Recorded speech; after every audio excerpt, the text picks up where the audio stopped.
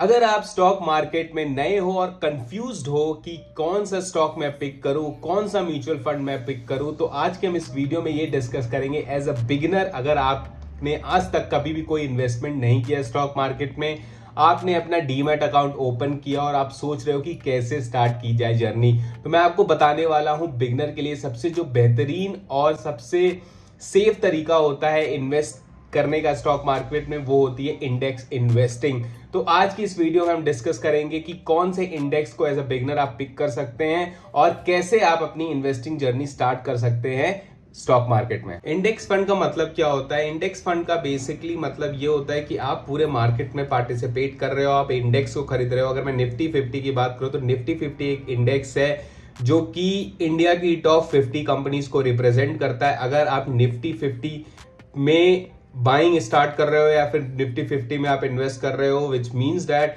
कि आप देश की टॉप 50 कंपनीज में इन्वेस्ट कर रहे हो, तो यहां पे आपको जो आपका रिस्क रहता है काफी कम हो जाता है, क्योंकि जब आप एक सिंगल स्टॉक को पिक करते हो तो उसमें रिस्क के चांसेस बहुत ज्यादा होते हैं। आपको नहीं पता ओवरनाइट क्या न्यूज आएगी और स्टॉक कितना करेक्ट कर सकता है। बिगनर्स के लिए सबसे बड़ा चैलेंज होता है रिस्क कंट्रोल, क्योंकि जब हम मार्केट में एंट्री लेते हैं एज अ बिगनर तो हमें नहीं पता होता है कि रिस्क को कैसे मैनेज किया जाए, क्या रिस्क कंट्रोल होता है, कैपिटल एलोकेशन क्या होता है, बहुत सारी चीजें हमें नहीं पता होती है।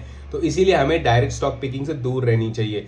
और अगर जब आप इंडेक्स फंड के माध्यम से जब स्टार्ट करते हो इन्वेस्ट करना, तो आपका रिस्क काफी कंट्रोल रहता है, क्योंकि आप किसी भी इंडेक्स में पिक करते हो तो एक कंपनी को पिक नहीं करता है, वो एक as a basket of index में, बास्केट्स ऑफ कंपनीज में आप इन्वेस्ट करते हो। अगर एक या दो कंपनी भी बैंक करप्ट हो जाती है तो इसका मतलब ये नहीं कि आपके पूरे पैसे डूब गए, इसका मतलब ये है कि आपका जो बाकी जो कंपनीज है उसको कवर कर जाएंगे। और इंडेक्स अगर आप देखोगे तो एक तरीके का मोमेंटम की तरह काम करता है। अगर मैं निफ्टी 50 की बात करूं तो निफ्टी 50 में अगर कोई कंपनी परफॉर्म नहीं कर रही है तो उसको जगह लेने के लिए बहुत सारी कंपनीज ऑलरेडी लाइन में है, तो उसको बहुत जल्दी रिप्लेस कर दिया जाता है। तो इससे क्या होता है कि इससे ये होता है कि आपका जो रिस्क प्रोफाइल है मेंटेन रहता है, और एक तरीके से जो कंपनीज फॉर्म में है या मोमेंटम में है उन्हीं को निफ्टी 50 में रखा जाता है। अगर आप ये सोचे हो एज अ बिगिनर कि आप स्टॉक मार्केट में लंबे समय तक इन्वेस्ट करना चाहते हो, तो yes, index investing is the way to go. क्योंकि अगर आप डेटा निकाल के देख लो,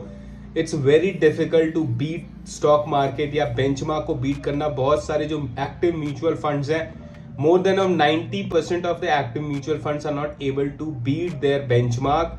डायरेक्ट स्टॉक पिकिंग की तो बात ही हम छोड़ देते हैं, क्योंकि अगर आप सोचो कि आप एक अगला next Bajaj finance, next Titan अगर आप पिक कर लो तो ये बहुत मुश्किल है, क्योंकि अगर हम उसमें उतना टाइम वेस्ट करेंगे उससे अच्छा है कि भाई मैं इंडेक्स में अपना पैसे डालूं, वो 12-14% से कंपाउंड होगा।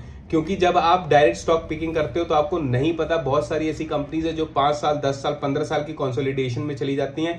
तो यहाँ पे time correction plus loss of money plus आपका जो फ्रस्ट्रेशन है, बहुत सारी चीजें इन्वॉल्व होती हैं। अगर आप पीसफुली अपनी इन्वेस्टिंग जर्नी को एंजॉय करना चाहते हो तो इंडेक्स फंड से आप अपनी जर्नी को स्टार्ट कर सकते हो। अगर आप बिगिनर हो, अगर आपको ये वीडियो थोड़ी सी भी हेल्पफुल लगी हो तो चैनल को जरूर सब्सक्राइब करें। Till then bye bye, see you in my next video.